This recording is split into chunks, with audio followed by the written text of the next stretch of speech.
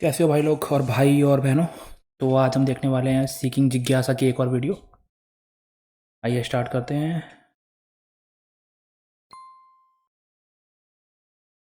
दोस्तों, मैं third time toxic females के ऊपर वीडियो इसलिए बना रहा हूं। देखो, मेल्स जो भी फिजिकल या साइकोलॉजिकल क्राइम्स करते हैं उन सभी को काउंटर करने के लिए लॉज हैं।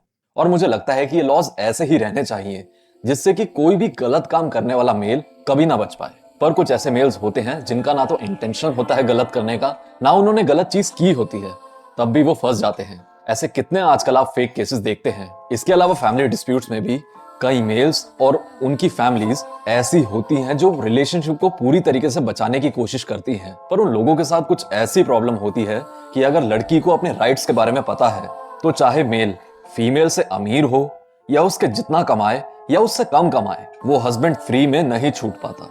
इवन इफ वाइफ ने हस्बैंड को चीट किया है, वो हस्बैंड तब भी फ्री में नहीं छूट पाता। इसीलिए हमारा खुद ही सतर्क होना जरूरी है। और इसके बारे में मैंने इस वीडियो के पिछले पार्ट में बात की थी।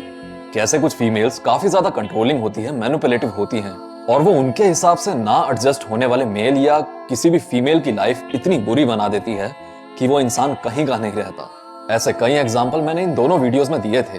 पर आज जिस तरीके की फीमेल के टॉक्सिक ट्रेट्स के बारे में मैं बात करूंगा वो काफी ज्यादा सीरियस होते हैं, क्योंकि ऐसी टॉक्सिसिटी सिर्फ सामने वाले के लिए नहीं, उनके खुद के लिए भी प्रॉब्लमैटिक होती है। इसी वजह से ऐसी फीमेल्स को सीधे तौर पर टॉक्सिक कहना काफी ज्यादा मुश्किल होता है। दोस्तों, इन फीमेल्स की टॉक्सिसिटी के बारे में जानने से पहले हम इनके डीप रूटेड ट्रेट्स के बारे में जानते हैं जिससे इनकी टॉक्सिसिटी एमर्ज होती है। ऐसी फीमेल्स का पहला ट्रेट होता है आइडियलाइजेशन, डीवैल्यूएशन। मतलब कुछ ऐसी फीमेल्स होती हैं, जब वो आपकी जिंदगी में आती हैं वो आपको बहुत ज्यादा स्पेशल फील कराती हैं। वो आपकी बात सुनती हैं, आपको समझती हैं, एक तरीके से आपको आइडियलाइज करती हैं। वो फीमेल आपसे पूरी अटेंशन लेगी, पूरा दिन आपसे बात करेगी। आप सोचोगे कि यार ये कितना पसंद करती है मुझे। इसीलिए जो भी इनके साथ शुरुआत में जुड़ा होता है, मेल या फीमेल, उसको इनकी पॉजिटिवनेस से इतनी ज्यादा प्रॉब्लम नहीं होती। पर कभी ऐसा होगा कि आप बहुत ज्यादा बिजी हो गए, या कॉल नहीं उठा रहे, रिप्लाई नहीं कर रहे, या कभी आप उस फीमेल से ज्यादा किसी और को इंपॉर्टेंस देते हैं, या जब भी वो किसी इमोशनल इंटेंसिटी के साथ आपको कुछ चीजें बताएं, आप उतनी ही इंटेंसिटी के साथ कम्युनिकेट ना करो, तब आप उस फीमेल में पूरी तरीके से पर्सनालिटी फ्लिप देखोगे। उनको बहुत तेज गुस्सा आएगा और उस मोमेंट आप उनके लिए बहुत बुरे इंसान बन जाओगे। फिर या तो ऐसा होगा कि आपको बहुत ही ज्यादा गालियां सुनने को मिलेंगी, या फिर आपको रिलेशनशिप तोड़ने के थ्रेड। बेसिकली इमोशनल ब्लैकमेल है एक तरह का, कि स्टार्टिंग में तो बहुत ज़्यादा टेंशन दे दे रही थी, ठीक है। अब तो वो चाहती है कि तुम भी उसको रेसिप्रोकेट करो, लेकिन अगर तुम उसको नहीं कर रहे हो, अटेंशन नहीं दे रहे हो, तो वो एक तरह से तुम्हें इमोशनली ब्लैकमेल कर रही है कि गुस्सा होके या एंग्री होके कि मुझे अब अटेंशन क्यों नहीं दे रहा है ये। भी मिल सकते हैं। फिर सामने वाला इंसान माफी मांगता है, उनको मनाता है, ये सोच के कि यार ये कितना ज्यादा मुझे पसंद करती है, इसीलिए शायद गुस्सा हो गई। पर ऐसा नहीं होता, क्योंकि ये चीज उनके साथ आखिरी बार नहीं हो रही। क्योंकि इनका दूसरा ट्रेट होता है आइडेंटिटी क्राइसिस एंड एम्प्टीनेस। ऐसी फीमेल्स में ना एक खालीपन होता है, उसको पूरा करने के लिए कभी कभी तो नई नई चीजें ट्राई करती हैं, अलग अलग लुक्स, अलग हेयर कलर्स, अलग अलग आइडियाज एक्सप्लोर करती हैं, क्योंकि इनका कोई एक स्ट्रॉन्ग सेंस ऑफ सेल्फ नहीं बना होता। इसीलिए usually majority of females single होती हैं, और जिनको गलती से, क्योंकि वो बहुत ज्यादा अच्छी दिखती हैं तो उनको कोई मिल गया होता है, तो वो जो क्लोज इंसान है वो बॉयफ्रेंड हो सकता है या फिर कोई बहुत ही अच्छी गर्लफ्रेंड हो सकती है। यूजुअली एक तरह की पिकमी गर्ल्स होती हैं, पिकमी होती है ना, कि अभी इनको लग रहा है कि मेरे को ये लड़का पसंद है, लेकिन बाद में इनको लगने लग जाता है कि नहीं, मेरे को ये पसंद नहीं है, क्योंकि इनको खुद ही नहीं पता है कि इनको चाहिए क्या लाइफ में। तो इसलिए इनके ड्रामे कुछ ज़्यादा चलते हैं as compare to other girls. उससे वो अपना खालीपन भरने की कोशिश करती है। जैसे वो जल्दी जल्दी आपको टेक्स्ट करेंगी, या फिर कई बार आपसे बहुत ज्यादा आपका टाइम मांगेगी, या फिर कभी कभार मटेरियलिस्टिक चीजें भी डिमांड करेंगी। अब आपने वो चीज इनको नहीं प्रोवाइड की तो ये बिल्कुल भी जानना नहीं चाहेंगी कि ऐसा क्यों है। ये सीधा आपको डिवैल्यू कर देंगी। फिर जो भी आप इनसे चाहते हो वो चीज ये विदहोल्ड कर लेंगी। फिर यूजुअली जो लड़के इनके साथ बहुत टाइम से रहते हैं वो ये समझ जाते हैं कि इनको दोबारा मनाना है, इनको रीअश्योर करना है, या फिर किसी रोमांटिक एक्टिविटी में इन्वॉल्व होना पड़ेगा, उसके बाद ये मान जाएंगे। पर कुछ मेल्स ऐसे होते हैं जो रिएक्ट करते हैं कि भाई बार बार ये क्यों करना है, तुमको कुछ और काम नहीं है। फिर रिप्लाई कुछ ऐसा होता है कि सब काम तुमको ही है, मैं तो यूजलेस हूं, एकदम खाली हूं। अब क्योंकि आपने उनको यूजलेस बोल दिया, इस चीज पर और ज्यादा आर्ग्यूमेंट बढ़ेगा। और ये एक ना छोटा सा एग्जाम्पल बता रहा हूं मैं, ऐसे ही कई अलग अलग तरीके के झगड़े होते हैं जो कि समझ ही नहीं आता क्यों हो रहे हैं। वो एकदम से सॉल्व किए जा सकते हैं, बट वो होते रहते हैं। ऐसा होने का रीजन जॉर्डन पीटरसन का एक आइडिया बताता है, वो ये है कि हैप्पीनेस का मतलब होता है अनफॉर्चुनेट चीजों को अवॉइड करना। जैसे भूखे को खाना मिल जाता है तो वो भूख को अवॉइड करता है और वो उस चीज से खुश हो जाता है, हैप्पीनेस। अब ऐसी फीमेल्स अनकॉन्शियसली और कभी कभार कॉन्शियसली कोई झगड़ा या फिर दुख या फिर चीजें सही नहीं चल रही, ऐसी सिचुएशन ढूंढ लेती हैं और फिर उससे एक ड्रामा क्रिएट कर देती हैं और ये चीज लड़के के ऊपर डालती हैं कि इस चीज को अवॉइड करो। अब आप लड़की हो या फिर स्पेसिफिकली लड़के हो, आप ये चीज नोटिस करना, अगर आप ऐसी फीमेल के साथ हो ना, तो जब भी आपकी बात हो रही हो तो उस बात को दोबारा जाके एक बार सोचना, या फिर अगर कोई टेक्स्ट हो तो उनको पढ़ना। उन सारी बात की एनाटॉमी कुछ ऐसी होती है कि आप तो झगड़े को न्यूट्रलाइज कर रहे होंगे कि यार छोड़ो, अब इस बारे में बात करके क्या फायदा, इतना ज्यादा कुछ ओवर रिएक्ट करने की जरूरत नहीं है। और दूसरी तरफ ऐसी फीमेल पूरे तरीके से अपने टेम्पर टैंट्रम्स थ्रो कर रही होती हैं, उनको जरा सा भी फर्क नहीं पड़ता कि सामने वाला इंसान कोई सॉल्यूशन ढूंढना चाहता है। वो एक तरीके से अनकॉन्शियसली ये चीज एक्सेप्ट कर लेती हैं कि सामने वाला इंसान है ही मेरे को सहने के लिए। अब तीसरा ट्रेट होता है अबैंडनमेंट इश्यूज। अब ऐसी फीमेल्स बिल्कुल नहीं चाहती कि वो जो इंसान उनको सहता है वो उनको एकदम छोड़ दे, तो इसीलिए जब चीजें नॉर्मल होती हैं तो वो उस इंसान के सिचुएशन रिएक्शन टेस्ट लेती हैं। अगर आप उनकी कोई गर्लफ्रेंड हो तो वो किसी और फ्रेंड के बारे में आपसे पूछेंगी कि आपकी और उनकी कितनी अच्छी दोस्ती है, या फिर अगर आप बॉयफ्रेंड हो तो किसी पुरानी एक्स के बारे में पूछेंगी। और अगर आपने उस थर्ड पर्सन की तारीफ कर दी जस्ट बिकॉज आप उसको हेट नहीं करते या उसकी क्वालिटीज को एडमायर करते हो, तो इस चीज के ऊपर और ज्यादा झगड़ा बढ़ेगा। फिर दोबारा आप इनको न्यूट्रलाइज करो। बेसिकली ये वीडियो में जो बता रहा है वो आजकल सब लड़कियों में ही दिखता है। बहुत ही कम लड़कियां हैं जो ऐसा नहीं करती हैं। किसी और लड़की की बात करोगे तो वो अपने आप ही एंग्री तो हो ही जाती हैं, क्योंकि ज़्यादातर लड़कियां आजकल नार्सिसिस्ट हो चुकी हैं। क्योंकि इनको ऑनलाइन अटेंशन जब मिलती है फ़ोटोज़ डाल के, ठीक है, तो इनको लगता है कि काफ़ी ज़्यादा सुंदर है जो इनकी रियलिटी वाली जो ब्यूटी है उससे। तो फिर इनको लगता है कि एंटाइटल्ड हूँ मैं एक तरह से इन सब चीज़ों के लिए, कि क्यों नहीं करेगा ये मेरे लिए, करना चाहिए ऐसे, मैं हूँ इतनी खूबसूरत। क्योंकि ये रियलिटी में जी नहीं रही हैं, हम डिल्यूजन में जी रही हैं। तो बेसिकली ज़्यादातर लड़कियां ऐसी हो गई हैं आजकल। तो मेरे ख्याल से ये इनोसेंट टॉक्सिक वाली बात नहीं है, बहुत सारी लड़कियां इसी तरह से ऑपरेट करती हैं। या कई बार ऐसा होता है, इनके साथ जो मेल्स बहुत टाइम से रह रहे होते हैं उनको इनका नेचर पता होता है, इसलिए वो इनकी बातों को बिल्कुल अनसुना करते हैं, या कई बार इनको पूरी तरीके से इग्नोर करते हैं, अवॉइड करते हैं। और ये चीज ऐसी फीमेल्स को बहुत ही ज्यादा बुरी लगती है, क्योंकि ये भी एक साइन होता है अबैंडनमेंट का। पर अगर ये अबैंडनमेंट का डर कई बार ऐसे ट्रिगर होता रहा तो इनमें बहुत ज्यादा गुस्सा बढ़ने लगता है और काफी ज्यादा दुखी होने लगती है। और फिर इनके दिमाग में जो सोच थी कि सामने वाले इंसान को छोड़ना नहीं है, सामने वाला इंसान कहीं जाए ना, वो एकदम से बदल जाती है। अब इनको मन करता है कि भाई मैं ही इसको छोड़ दूं। बिल्कुल ऐसी ही चीज आप जॉनी और एम्बर के केस में भी देखोगे। इनका कभी किसी भी रीजन की वजह से आर्ग्यूमेंट शुरू होता था तो जॉनी चीजें इग्नोर करता था या फिर अपने किसी दूसरे घर में चले जाते थे। अब ये आप इनके चैट्स में देख सकते हैं कि एम्बर को इन चीजों से कितना ज्यादा गुस्सा आता था। यही चीज की शिकायत एम्बर इनके ऑडियो रिकॉर्डिंग्स में भी करती थी। No, when you fucking have a closed fist. You get punched. You got hit. I'm sorry I hit you like this, but I did not punch you. I did not fucking deck you. I fucking was hitting you. You can't I don't know deck what the motion of my actual hand was, but you're fine. I did not hurt you. I did not punch you. I was. मतलब ये मानते हैं ये हम, जैसे लड़की हूँ मैं तो उसका मारा हुआ, ठीक है, मारा हुआ है ही नहीं, it is not a hit, क्योंकि वो तो डिजर्व करती है तुम्हें मारना, उसके दिमाग में ये चल रहा है। तो it is not a big thing for a girl to hit a boy according to these women. Hitting you. How are your toes? What am I supposed to do? Do this? How are your toes? तो इसीलिए जब भी कोई आदमी बोलता है कि तूने कैसे मार दिया, तो इनको लगता है कि लड़की तो मार ही सकती है लड़कों को, तो फिर वो इस तरह से रिएक्ट करती हैं, क्योंकि ये पहले से बहुत ज़्यादा एंटाइटल्ड है। So you're bitching about it, am I? You are. Oh, That's the difference you between me poor and you. You're a fucking baby. Because you start You physical are fights? such a baby. Because Grow you- the fuck up, Because you start Johnny. physical fights? I did start a physical fight. Yeah, you did, so I had to get the Because- fuck out of there. Yes, you did. So you did the right thing, the big thing. You know what? You are admirable.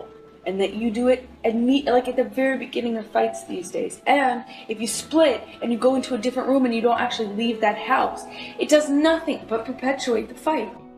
अब देखो, ये जो सारे traits हैं, ये borderline personality traits होते हैं, और जितने भी लोग बीपीडी से डायग्नोस्ड होते हैं ना, उनमें से 70 to 75% फीमेल्स होती हैं।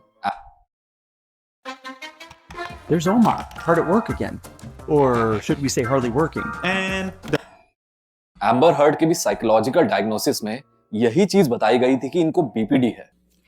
बॉर्डरलाइन पर्सनैलिटी ट्रेट में क्या होता है ना कि ये टाइप बी में आते हैं। Borderline personality trait type A personality होती है, टाइप बी और टाइप सी। टाइप बी में बॉर्डरलाइन भी आता है, नार्सिसिस्ट भी आता है, ठीक है। अटेंशन सीकिंग बिहेवियर हो गया, ड्रामेटिक जो लोग होते हैं वो सब भी बी में ही आते हैं, ठीक है। तो बॉर्डरलाइन वालों के साथ प्रॉब्लम क्या है ना कि ये बहुत लाइफ ऑन द एज पे रहते हैं ये, ठीक है। मतलब या तो मैं हूँ या तो मैं नहीं हूँ, ठीक है। आई एम इन और आई एम नॉट। तो अगर तुम मेरे लिए कुछ भी अच्छा बोलोगे तो तुम मेरे साथ हो, लेकिन तुम मेरे को समझाने के लिए भी अगर मेरे अगेंस्ट बोलते हो, लेकिन वो मेरे लिए अच्छा है। लेकिन अगर लोगों को लगता है कि तुम मेरे अगेंस्ट बोल रहे हो तो तुम मेरे खिलाफ हो। इस तरह के लोग होते हैं ये बॉर्डरलाइन पर्सनैलिटी वाले। The results of Ms. Heard's evaluation supported 2 diagnoses: borderline personality disorder and histrionic personality disorder. पर अब आप ये चीज ये समझो जो हिस्ट्रियोनिक होता है ना, वो ड्रामेटिक वाला जो मैं कह रहा था, वो वाला पर्सनैलिटी है। कि किसी भी इंसान के साइकोलॉजिकल कंडीशन उसकी न्यूरोबायोलॉजी से इमर्ज होती है। इसलिए जितने भी लोगों में बॉर्डरलाइन पर्सनालिटी ट्रेट्स होते हैं, उनमें ये 2 डीप रूटेड ट्रेट्स होते ही हैं। न्यूरोटिसिज्म। पहले तो एवोल्यूशनरी बायोलॉजिस्ट ये चीज बताते हैं कि मेल्स के कंपैरिजन में फीमेल्स ज्यादा न्यूरोटिक होती हैं, यानी फीमेल्स ज्यादा नेगेटिव इमोशन फील करती हैं। पर यह चीज कई स्टडीज बताती हैं कि बॉर्डरलाइन फीमेल्स नॉर्मल फीमेल्स से काफी ज्यादा न्यूरोटिक होती हैं। जैसे 2016 में 281 लोगों पर हुई साइकोलॉजिकल स्टडी में यह पता चला कि जिनको बॉर्डरलाइन पर्सनालिटी डिसऑर्डर होता है वो ज्यादा नेगेटिव इमोशन और इरिटेबल होते हैं कंपेयरिंग टू जिनको नहीं होता। इसी के साथ अभी रिसेंटली 22 की स्टडी में 25 बीपीडी डायग्नोसिस लोगों को लिया गया और 33 हेल्दी लोगों को लिया गया, और फिर उनसे बोला गया कि आपको अपने पुराने अच्छे मोमेंट्स को याद करना है। और ये चीज करते हुए उनके ब्रेन्स को स्कैन किया गया। उसमें ये चीज पता चली कि जो बीपीडी फीमेल्स होती हैं उनके दिमाग का एक हिस्सा प्रिक्यूनियस काफी ज्यादा एक्टिव था कंपेयरिंग टू हेल्दी फीमेल्स। जो ये चीज बताता है बीपीडी फीमेल्स के साथ जो भी पास्ट में अच्छी चीजें हुई हैं उन मोमेंट्स को वो सही से याद नहीं रखती, प्रोसेस नहीं कर पाती। मतलब बॉर्डरलाइन फीमेल्स नेगेटिव इमोशन तो ज्यादा फील करती ही हैं, साथ ही वो पॉजिटिव इमोशन को भी बहुत कम फील करती है। इसके अलावा एक बहुत फेमस साइकोलॉजिकल स्टडी में ये देखा गया कि बॉर्डरलाइन फीमेल्स सामने वाले इंसान के नेगेटिव फेशियल एक्सप्रेशन को बहुत जल्दी पकड़ लेती हैं, और कई बार वो न्यूट्रल फेसेस को भी नेगेटिव फेशियल एक्सप्रेशन की तरह बताती हैं। अब अगला ट्रेट है इंपल्सिविटी। ऐसी फीमेल्स जब भी नेगेटिव इमोशन फील करती हैं तो उनको बहुत तेज गुस्सा आता है, और वो 4 लोगों के बीच में ड्रामा करने से पहले एकदम सोचती नहीं है। आपने लड़कियां देखी होंगी ना जो कहीं भी लड़ पड़ती हैं और किसी पे भी एकदम चिल्ला देती हैं, और कई केसेस में वो अपने आप को भी हार्म कर लेती हैं। क्योंकि दोस्तों आपके दिमाग का एक हिस्सा होता है ऑर्बिटोफ्रंटल कोर्टेक्स, जो आपको डिसीजंस लेने में मदद करता है। अब अमेरिकन जर्नल ऑफ साइकियाट्री की एक स्टडी बताती है कि जिन लोगों के इस दिमाग के हिस्से के टिश्यूज डैमेज होते हैं और जो लोग बीपीडी से डायग्नोस्ड होते हैं वो साइकोलॉजिकल टेस्ट में काफी सिमिलर परफॉर्म करते हैं। इसलिए स्टडी डिटेल में बताती है कि इस दिमाग के हिस्से में कुछ डेवलपमेंटल इश्यूज होने की वजह से ऐसे लोग बहुत ज्यादा इंपल्सिव होते हैं। और पता है इंपल्सिविटी वाली चीज ऐसी फीमेल्स खुद एक्सेप्ट करती हैं। ये चीज आप जॉनी और एम्बर के ऑडियोज में भी सुनोगे। I just want peace. If things get physical, we have to separate. We have to be apart. I can't promise you that I'll be perfect. I can't promise you I won't get physical again. God, I sometimes get so mad I lose it. I can promise you I'm gonna do everything to change. I promise you I'm not gonna throw around divorce. I will not say divorce unless I really need it. I love you. I want you to be my wife. I want to be your husband. I want to be a good husband. अब ऐसी females जो भी पूरा uncontrolled drama करती है ना, इस वजह से इनका ये नेक्स्ट ट्रेट निकल कर आता है, स्टबर्न डिफेंसिवनेस। अभी हमने शुरुआत में बात की थी इनकी आइडियलाइजेशन और डिवैल्यूएशन की साइकिल के बारे में। अब पता है एक फिनोमिना होता है फॉल्स कंसेंसस इफेक्ट। मतलब मेजरली ह्यूमंस को लगता है कि जिस तरीके से वो सोचते हैं सामने वाला इंसान भी उसी तरह से सोचता है। इसी वही जो मैं अभी बता रहा था कि या तो तुम मेरी तरफ हो, अगर मेरे लिए सही हो है जो चीज़ तुम वो करना चाह रहे हो, लेकिन मेरे को सही नहीं लग रहा तो वो मेरे लिए गलत है, समझ रहे हो। तो जो मैंने वो ये कह रहा था बॉर्डरलाइन पर्सनैलिटी वाले लोग होते हैं उनमें ये बहुत ज़्यादा देखा जाता है। और ज़्यादातर फीमेल्स में borderline personality, histrionic personalities disorder बहुत ज़्यादा होते हैं। अटेंशन डेफिसिट डिसऑर्डर भी काफ़ी ज़्यादा होते हैं लड़कियों में। इसीलिए बॉर्डरलाइन फीमेल्स को भी ये लगता है कि जिस तरीके से वो एकदम से किसी को डिवैल्यू कर देती है ना उसकी छोटी सी गलती पर, वैसे ही अगर उनकी कोई गलती पकड़ी गई या फिर अगर वो गलत साबित हुई तो सामने वाला भी उनको डिवैल्यू कर देगा। जिस तरीके से उनके दिमाग में चीजें चलती हैं वो सोचती हैं कि शायद सामने वाला भी इसी तरीके से हमको देखने लगे। इसलिए ऐसी फीमेल्स का बहुत मुश्किल होता है अपनी गलती को स्ट्रेट अवे एक्नॉलेज करना। अब बिल्कुल यही चीज नार्सिसिस्टिक फीमेल्स के साथ भी होती है, बट वो या तो ब्लेम शिफ्टिंग कर लेती हैं या फिर वो इतनी मैनिपुलेटिव होती हैं कि वो बच जाती हैं। बेसिकली जो नार्सिसिस्टिक फीमेल्स होती है ना वो एक तरह से चालाक होती हैं, होशियार होती हैं। नार्सिसिस्टिक इंसान जो होता है अपने आप को हमेशा फर्स्ट रखता है। बॉर्डरलाइन वाला इंसान क्या करेगा ना कि वो भी अपने आप को फर्स्ट ही रखेगा, लेकिन बस डिफरेंस ये होगा कि वो काफ़ी ज़्यादा इम्पल्सिव होगा, ठीक है, और वो इतना ज़्यादा मतलब मैनिपुलेटिव नहीं होगा as compare to the narcissistic person. तो इसलिए बॉर्डरलाइन वाला जो होता है वो दूसरों के लिए तो खतरनाक होता ही है और अपने लिए भी बहुत ज़्यादा खतरनाक होता है। वो ये लोग ही में सुसाइडल टेंडेंसी बहुत ज़्यादा होती है, इम्पल्सिव बहुत ज़्यादा होते हैं, ठीक है। यही वो लड़कियाँ होती हैं तुम्हारा सामान जला देती हैं, तुम्हारी बाइक की जो सीट होती है उसको काट देती हैं कैंची से, तुम्हारी जो कार होती है उसको की लगा के स्क्रैच मार देती हैं, ठीक है। तो दीज आर दोज वुमेन। क्योंकि मैनिपुलेटिव नहीं होती ना, इस वजह से वो जिस भी तरीके की डिफेंसिवनेस दे रही होती हैं, जिस तरीके से अपने आप को डिफेंड कर रही होती हैं, वो मैनिपुलेट नहीं कर पाती तुमको, बॉर्डरलाइन पर्सनैलिटी वाली होती हैं, ठीक है। तो वो फ्रस्ट्रेट हो जाती है कि अब मैं क्या करूँ, क्योंकि मेरे पास कोई पावर ही नहीं है, मैं तुम्हें मैनिपुलेट भी नहीं कर पा रही, ठीक है। तो तुम मुझसे अभी भी आर्ग्यू करते जा रहे हो उस बात के लिए, ठीक है। तो वो चीज़ जो है वो गुस्से में बदल जाती है बहुत ज़्यादा, एज़ कम्पेयर टू अगर वो नार्सिसिस्टिक होती तो वो मैनिपुलेट कर देती तुम्हें और तुम्हें लगता कि हाँ मैंने ही गलत करा था। लेकिन इनमें इतनी होशियारी होती नहीं है, ठीक है। तो ये एंगर में, गुस्से में आके बोलती हैं, ठीक है, और ये तुम्हें मैनिपुलेट नहीं कर पाती हैं। तो फिर क्या होता है कि तुम इनसे वही लड़ाई वड़ाई करते रहते हो या फिर मुँह चलाते रहते होगे, ठीक है। तो इनको लगता है कि तुम तो मुझसे हार ही नहीं रहे हो, क्योंकि जो मुझसे हारेगा नहीं वो मेरे खिलाफ़ है, या जो मेरी तरफ नहीं बोल रहा वो मेरे खिलाफ़ है। तो इनका जो एंगर है वो और भी ज़्यादा बढ़ता ही जाता है, और यही बॉर्डर लाइन जो होती है वो बॉर्डर क्रॉस हो जाता है एक तरह से, और फिर या तो फिर कुछ चार्जेस लग जाते हैं, क्रिमिनल चार्जेस लग जाते हैं, ठीक है, या फिर वो गुस्से में आके किसी से लड़ाई वड़ाई करने लग जाती हैं, ठीक है। क्योंकि एक नार्सिसिस्टिक आदमी डायरेक्टली नहीं हमला करता है, वो हमेशा पीठ पीछे से हमला करेगा या फिर रुक के हमला करेगा, मतलब एक तरह से मेटाफोरिकली बोल रहा हूँ मैं, ठीक है। लेकिन बॉर्डर लाइन वाले लोग सामने कर सकते हैं, ड्रामा कर सकते हैं, चिल्ला सकते हैं एकदम से, ठीक है, मेरे साथ ये कर दिया, ऐसे करके बोल सकते हैं। तो ये बॉर्डर लाइन लोग होते हैं, या खुद को भी हार्म पहुँचा सकते हैं, क्योंकि ये ड्रामा वाला इनमें वो जो होता है हिस्टोनिक वाला पार्ट होता है वो भी इनमें काफ़ी ज़्यादा होता है। वो ये लगता है कि भाई जैसे एक सिचुएशन में ये खुद को इतना ज्यादा कोसती हैं कि सामने वाला इंसान कुछ बोल ही नहीं पाता, वो उल्टा सामने वाला इंसान इनको शांत करने लगता है। अब दूसरी सिचुएशन कुछ ऐसी होती है कि अपने आप को एकदम माइंडलेसली डिफेंड करती है, जैसे जॉनी और एम्बर हर्ड के केस में हुआ था। देखो, आपको इनके केस के बारे में अगर ना पता हो तो मैं एक शॉर्ट ब्रीफ देता हूँ। जॉनी और एम्बर दोनों को ही ड्रग प्रॉब्लम्स थी, पर एम्बर ड्रग या और भी कई रीजंस की वजह से ऑफ्टन जॉनी पर बहुत ज्यादा वॉयलेंट हो जाती थी। फिर बाद में ये लोग डिसाइड करते हैं कि ये चीज ज्यादा आगे नहीं चल सकती और ये एक दूसरे को छोड़ना चाहते हैं, पर स्टिल एम्बर जॉनी डेप पर डोमेस्टिक वायलेंस का केस बनाकर उनसे अलग होना चाहती है, जस्ट बिकॉज एम्बर को लोग गोल्ड डिगर कह रहे थे। कई सारी ऑडियो रिकॉर्डिंग से ये पता लगता है कि जॉनी इस चीज से खुश नहीं था, पर तब भी इनकी ये चीज मान जाता है और जॉनी अपने ऊपर ही ब्लेम ले लेता है। फिर बाद में ये मेरा तो बन ही गई थी, इनको और भी कई रोल्स मिलते हैं, मतलब सब सही चल रहा था। अब इनका डिवोर्स होता है 2016 में, और उसके बाद जो इनकी डोमेस्टिक वायलेंस की झूठी कहानी थी उसको वहीं खत्म कर देना था, पर नहीं, ये 2018 में एक ऑप एड लिखती हैं वॉशिंगटन पोस्ट में, जिसमें बताती हैं कि इन्होंने भी कई औरतों की तरह डोमेस्टिक वायलेंस से सफर किया है और ये उनकी एक तरह की आइडल हैं।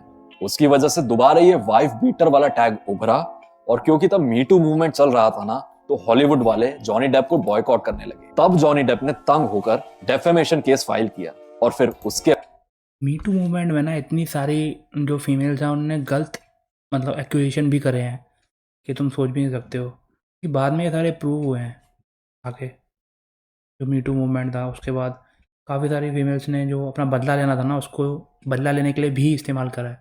मैं ये नहीं कहूँगा कि जिनके साथ हुआ है वो तो गलती हुआ है, ठीक है, लेकिन ऐसे भी कई लोग होते हैं समाज में, वो मेल हो चाहे फीमेल हो, वो लॉस का गलत फ़ायदा उठाते हैं, ठीक है। और क्योंकि हमें पता है कि लॉज जो होते हैं वो जेंडर बायस हैं मेल्स के लिए कई जगह पे, क्योंकि तो फिर क्या होता है ना कि कई बार इनोसेंट लोग भी फंस जाते हैं। बाद मैडम की हर एक चीज धीरे धीरे खुलने लगी। जॉनी के ही घर में जेम्स फ्रैंको को पप्पी दे रही हैं, एलोन मस्क के साथ लिफ्ट में नेकेड खड़ी हैं। बाद में यह भी पता चला जो इनको डोनेशन का पैसा मिला था वो भी इन्होंने खुद नहीं दिया, एलोन मस्क से दिलवाया है। या फिर आपने ये भी देखा होगा कि I use pledge and donation.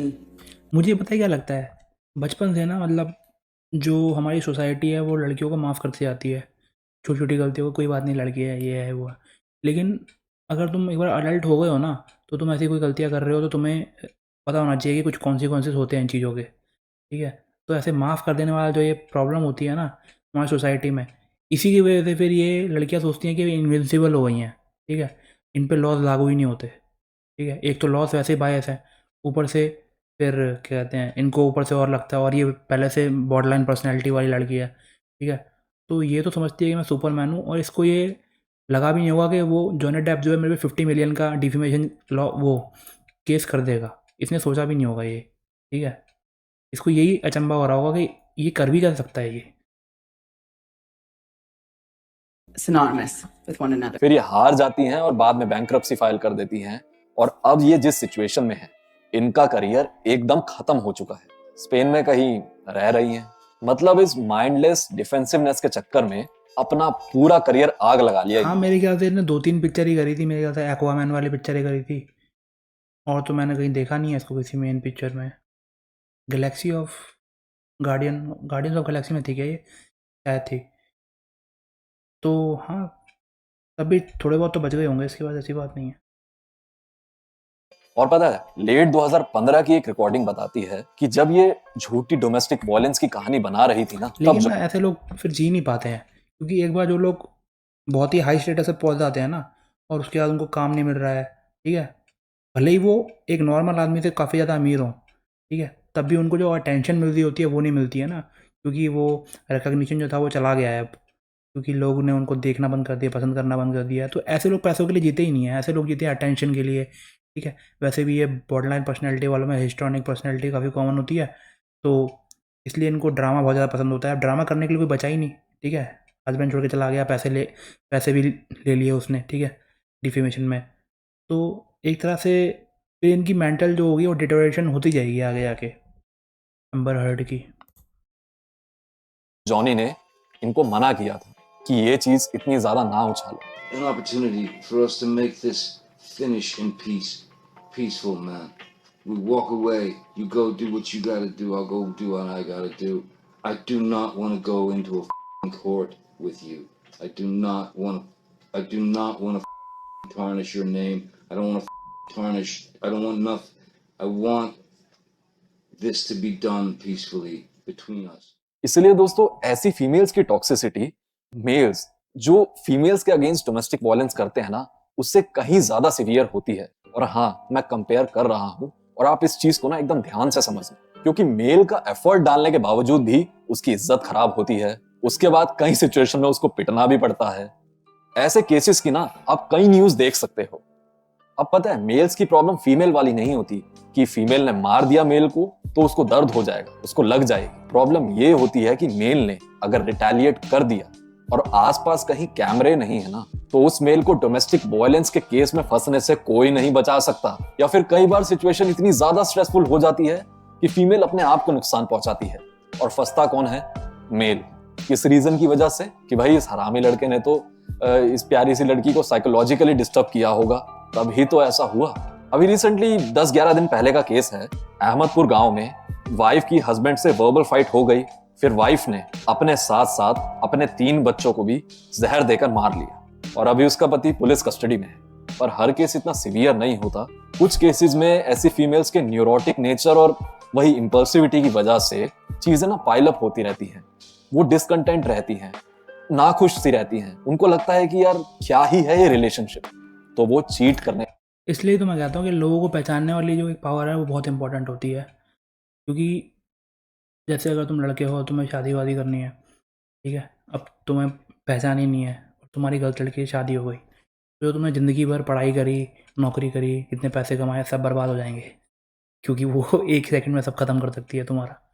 तो इसलिए तुम्हें लोगों की पहचान होनी बहुत ज़्यादा ज़रूरी है। इसलिए वो तभी आएगी जब तुम ज़्यादा लोगों से बातें करोगे, ज़्यादा लोगों से मतलब इंटरेक्शंस तुम्हारे होंगे ना, तब तुम्हें पता चलेगा कि इस तरह के लोग होते हैं दुनिया में। ये एक्सपीरियंस के बिना पता लग ही नहीं सकता है, तुम किताबों में कितना ही पढ़ लो। ये एज के साथ आता जाता है। तो जो तुम्हारा एक 20 साल का लड़का होगा और एक तुम्हारा 30 साल का आदमी होगा, उसमें ज़मीन आसमान का फ़र्क होगा मैच्योरिटी में, क्योंकि उसने दुनिया तुमसे ज़्यादा देखी है, ठीक है। तभी उसे मैं लड़का कह रहा हूँ 20 साल का, और 30 साल वाले को आदमी कह रहा हूँ, ठीक है। पर ऐसा भी हो सकता है कि 20 साल का भी आदमी हो सकता है, अगर वो बचपन से बाहर गया हुआ है, दुनिया देखी है उसने, तो वो मैच्योर हो सकता है पहले से, ऐसी बात नहीं है। लेकिन जितने ज़्यादा लोगों से तुम मिलोगे, बात करोगे, उतनी ज़्यादा तुम्हारी मैच्योरिटी बढ़ती जाएगी और तुम्हें जो लोग हैं वो समझ आने लग जाएंगे कि किस तरह से लोग ऑपरेट करते हैं, ठीक है। तो आज की वीडियो में इतना ही, मिलते हैं अगली बार। Take care guys and girls.